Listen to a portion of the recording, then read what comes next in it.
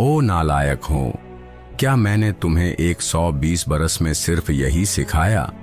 क्या तुम अब भी हिंदू और मुसलमानों को अलग समझते हो? खबरदार, अगर तुमने जंग की, चादर के नीचे जो कुछ भी पाओ उसे आधा आधा तकसीम कर लेना, लेकिन झगड़ना नहीं मेरे बच्चों। हिंदू और मुसलमान अब भी जंग करने पर अड़े हुए थे। कुल आलिम कबीर साहिब ये जानते थे।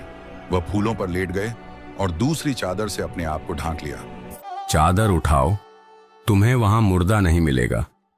ओ ब्राह्मणों, अपनी किताबें देखो और मासूम मुरीदीन को बताओ कि मैं कहां जा रहा हूं, जहन्नुम में या जन्नत से भी ऊपर।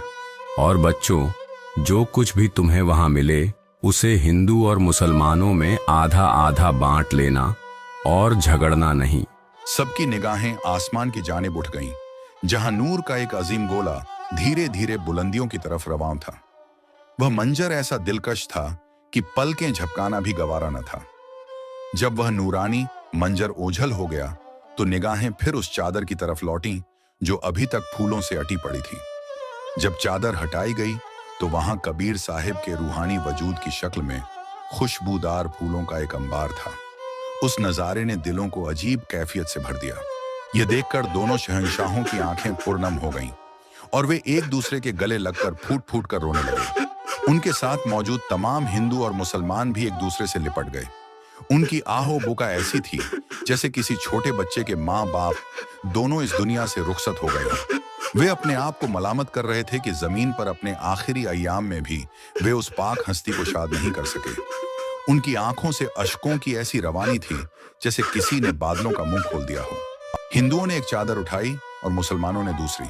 वह खुशबूदार फूल जो उस पाक जिस्म की शक्ल में थे आधा आधा तकसीम किए गए और दोनों फरीकों को सौंप दिए गए। कबीर साहिब के मुरीद बिजली खां पठान ने अपनी सखावत का इजहार करते हुए मगहर की उस मुबारक जमीन पर 500 बीघा अराजी हिंदुओं और मुसलमानों दोनों को अता फरमाई। हिंदुओं ने उन मुकद्दस फूलों को अपनी रवायत के मुताबिक आग के हवाले किया और मुसलमानों ने उन्हें कुछ फासले पर अदब व एहतराम से दफन कर दिया।